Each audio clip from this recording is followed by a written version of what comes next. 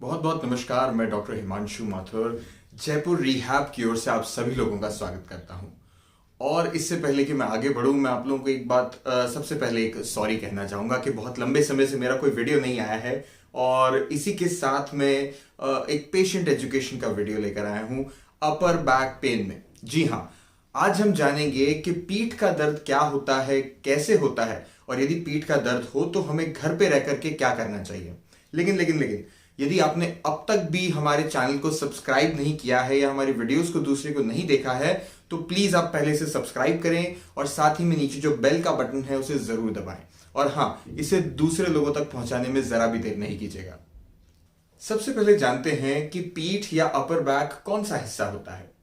यदि आप गौर करेंगे तो ये वाला जो हिस्सा होता है जिसे हम गर्दन कहते हैं, हम इसे कहते हैं सर्वाइकल स्पाइन। और जो नीचे वाला हिस्सा जिसे हम कमर कहते हैं या फिर मेडिकल भाषा में हम जिसे लंबर स्पाइन कहते हैं, तो सर्वाइकल स्पाइन और लंबर स्पाइन के जो बीच का हिस्सा होता है जिसे हम थोरैक्स या थोरैसिक रीजन भी कहते हैं, उसे हम अपर बैक के नाम से भी जानते हैं और इसी को हिंदी में हम पीठ कहते हैं।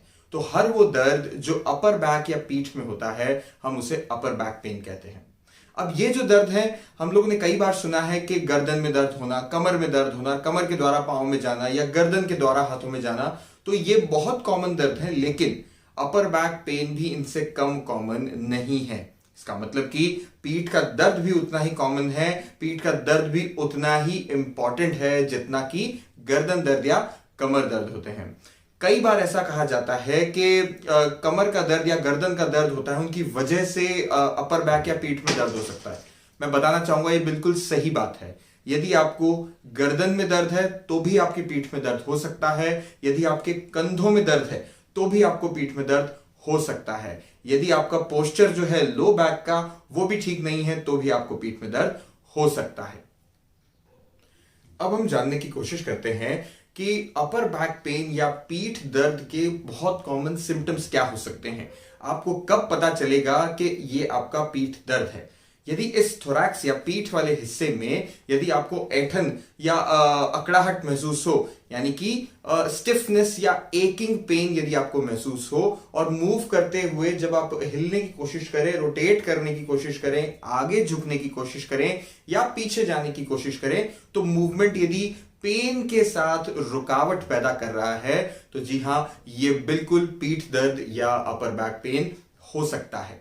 आगे बढ़ते हुए हम जानने की कोशिश करते हैं कि बहुत कॉमन कॉजेस क्या हो सकते हैं इस पीठ दर्द के। सबसे कॉमन कॉज होता है पोस्चर का गलत होना। हाँ जी, यदि मैं बात करूं कि बहुत कॉमन जिस पोस्चर में ये अपर बैक पेन या पीठ दर्द होता है वो होता है कंप्यूटर यूजर्स में, या फिर वो लोग जो बहुत लंबे समय तक डेस्क जॉब करते हैं। हम जब भी कंप्यूटर पे काम करना शुरू करते हैं हम बिल्कुल ऐसे आइडियल पोस्चर में शुरू करते हैं, लेकिन आने वाले 20 मिनट और आधे घंटे के अंदर अंदर हम ड्रॉप होकर हमारा पोस्चर कुछ ऐसा हो जाता है। यदि जब हमारा पोस्चर ऐसा हो जाता है तो अपर बैक में बहुत छोटे छोटे जोड़ होते हैं जो कि कहीं ना कहीं लॉक होने लगते हैं, और उस लॉकिंग की वजह से जो हमारा दर्द है या हमारा मूवमेंट है वो कम होने लगता है और दर्द उजागर होने लगता है। इसीलिए जब भी हम मूव करते हैं तो कई बार आप लोगों ने सुना होगा कि जब हम एकदम एक्सट्रीम्स पे मूव करते हैं अंगड़ाई लेते हुए तो अपर बैक में से टक करके एक आवाज आती है। वो होता है सेल्फ अनलॉकिंग कहते हैं। आपने अपने हिसाब से ही थोड़ा सा फोर्सफुल मूवमेंट किया और वो जॉइंट जो था वो अनलॉक हो गया। और कई बार ऐसा होता है, मोस्टली मैं बताऊंगा ऐसा होता है दिन भर डेली लाइफ में, कि जब इस अनलॉकिंग के द्वारा वहां पे मूवमेंट या वहां पे पेन जो है वो खत्म हो गया। तो सबसे कॉमन रीजन हुआ इसका फॉल्टी पोस्चर या पुअर पोस्चर। इसके साथ साथ कई और रीजंस हो सकते हैं, जैसे कि प्रेगनेंसी में बड़ा कॉमन होता है। ये वो सारे जॉब्स जिसमें कि वजन सिर पर उठाया जाए बहुत कॉमन होता है। गॉल ब्लैडर स्टोन्स में भी अपर बैक बहुत कॉमन होता है। लेकिन यदि आपको डिफरेंशिएट करना हो, आपको अलग अलग करना हो कि गॉल ब्लैडर स्टोन का कौन सा पेन है और कौन सा ऑर्थोपेडिक यानी कि जॉइंट रिलेटेड पेन है, तो मैं बताऊं गॉल ब्लैडर स्टोन में बड़ा ही तेज शार्प पेन होता है और वो किसी मूवमेंट से उसका कोई रिलेशन नहीं होता है।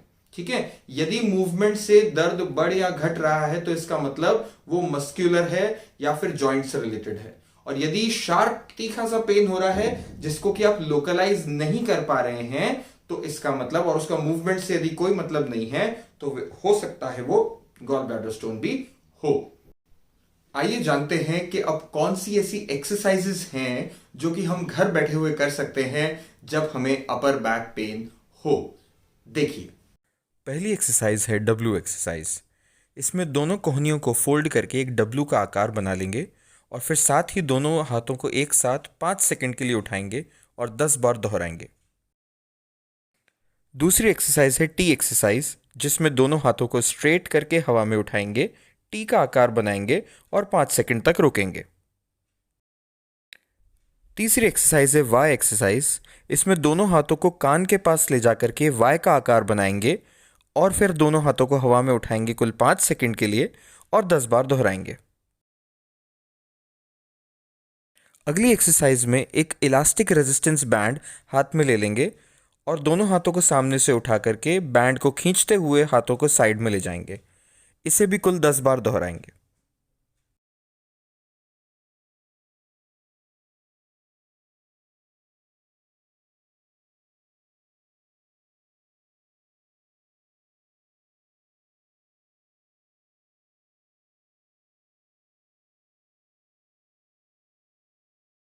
अगली एक्सरसाइज में एल्बो को फोल्ड करके दीवार से पैरेलल रखेंगे और 5 की गिनती करते हुए हवा में उठाएंगे और नीचे लाएंगे।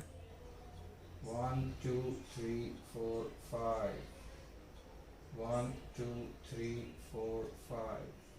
थैंक यू सो मच हमारे साथ जुड़े रहने के लिए। मैं एक बार फिर आप लोगों को याद दिलाना चाहूंगा कि प्लीज प्लीज प्लीज अगर आपने अभी तक हमारा चैनल सब्सक्राइब नहीं किया है तो प्लीज हमारे चैनल को सब्सक्राइब करें और जरूरतमंदों तक शेयर करें। हम और भी आने वाले दिनों में ऐसी कई एक्सरसाइजेस, ऐसे कई कंडीशंस पे डिस्कशन करेंगे और साथ साथ में उनसे रिलेटेड होम रिलेटेड रेमेडीज जो हैं उन पर भी चर्चा करेंगे। तो सबसे पहले तो जुड़े रहिए। इस अपर बैक पेन का पार्ट 2 लेकर के मैं बड़ी जल्दी आऊंगा। कुछ और एक्सरसाइजेस हैं जो हम घर बैठे कर सकते हैं। तो थैंक यू सो मच हमारे साथ बने रहने के लिए और stay tuned. Jaipur rehab will be back again.